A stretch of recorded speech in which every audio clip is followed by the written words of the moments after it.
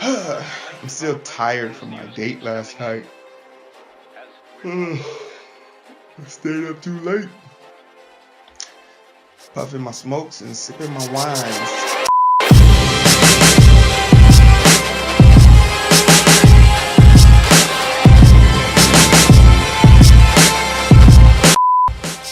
Today's topic is today's topic is important because it's something that has been going on for a while. So for all y'all that don't know, I haven't been watching the NFL for the last 3 years because of the whole Colin Kaepernick situation. And they finally came to a resolution and settled out of court with Colin Kaepernick's camp. And to me, that is an admission of guilt because they didn't feel that they had enough evidence to prove that they weren't wrong in the court of law, and furthermore, they wouldn't be able to prove that whatever quarterback in the league is better than Colin Kaepernick at his peak versus that quarterback. So they really bit themselves in the foot by latching themselves or attaching themselves to the Trump administration's outcry for national pride about standing for the flag because he stole the narrative, and it was a narrative that they can't defend. You know, the president is an idiot, and the NFL owners, in a method of trying to appease someone who seemed to be like them, failed horribly. And now that he's back and he's allowed to be in the NFL, and there's a good chance that he'll get picked up this year, a question that's kind of been on my conscience is, should I watch the NFL? Like, should I go back to the system? And I have a few things that make me say, no, I shouldn't, but it's okay if I do. One, it's been 3 years. It's not like I've really been following it. There's the same formula. Okay, you know, the Patriots are winning some stuff. That's just how it is. But I really don't know any team or player information that I probably would have known 3 years ago. Like, I've just been so removed from it, you know. And with removing myself from the NFL, it is also giving me time and freedom to do things that I have been passionate about. Things like drawing, things like Project ETO. Like, my Sundays used to revolve around sitting on a couch and watching TV for 6 hours. Now I get up and study, I do things, I move around. Traditionally, I don't move around on Sundays. And I felt like that was attributed because of how I used to watch TV on Sundays. But since I haven't had to do that in 3 years, I've been a lot more energized to do things that are more important to me. Furthermore, I've really taken a liking to college football, which is more prevalent in my family now. So it's something that's sort of like a distraction from the whole NFL world. But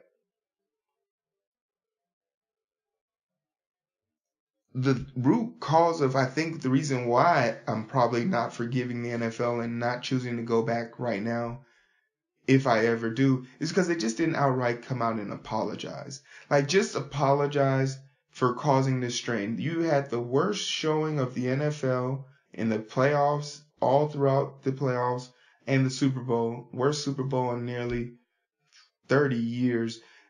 You clearly need the support and backing of these people who are supporting Colin Kaepernick. And what a show of faith that, you know, because, like, accountability is something hard for people to take on. Rich people do not like accountability.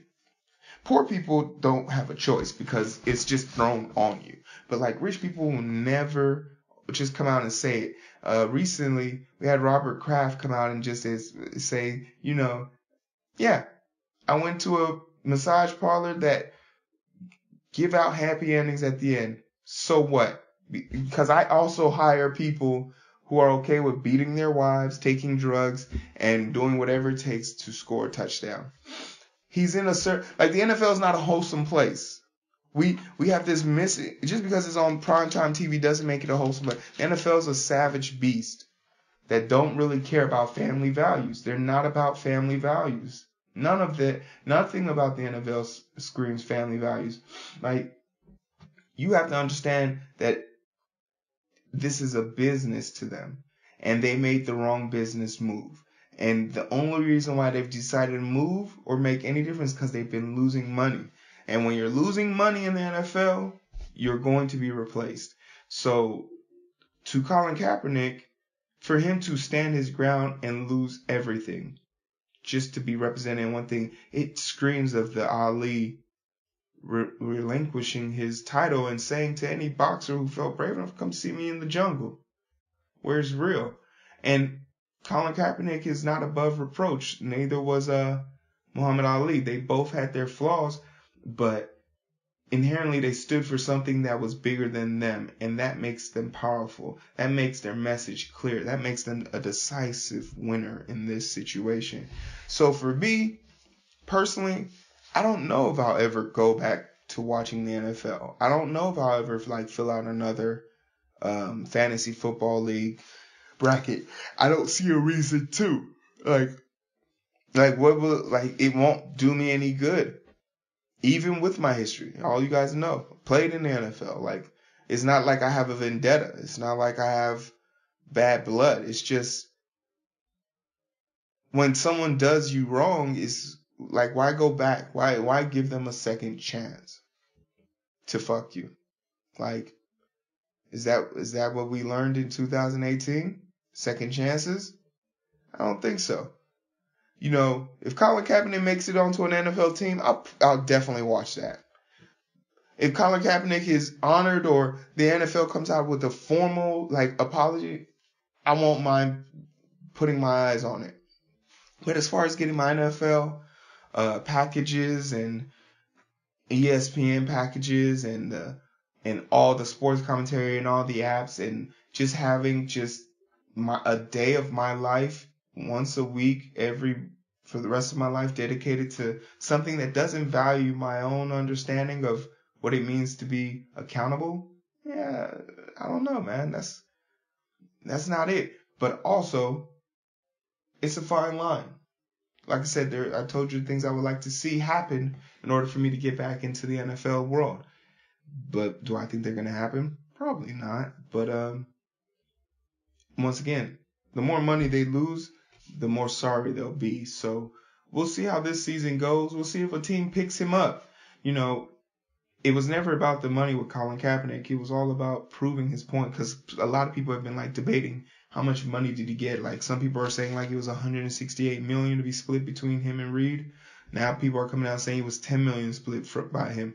But then there's also an assessment saying what is the highest paying quarterback being paid right now, and they halved it and gave it to him for 3 years. So ideally that's what you would hope, but even if whatever the amount was, Colin Kaepernick, he's $100 million man with Nike. So all that money goes to proceeds for teaching kids to know their rights. And he just finished his sixth annual camp about teaching kids. So that's 6 generations of kids that will now know their rights as they're going into the real world where shit happens. And that's more than I can't think of any charity or any nonsense. What's more important than, protecting your own boys, protecting your own future, protecting your own people? That's a hard thing to do when everyone's frowning on you. And kudos to anyone who is stuck with him, and kudos to people who have changed their minds. The question I always and forever will have is, when people talk about this to me and say, how can you support Colin Kaepernick when he doesn't support our country? When has our country ever supported us?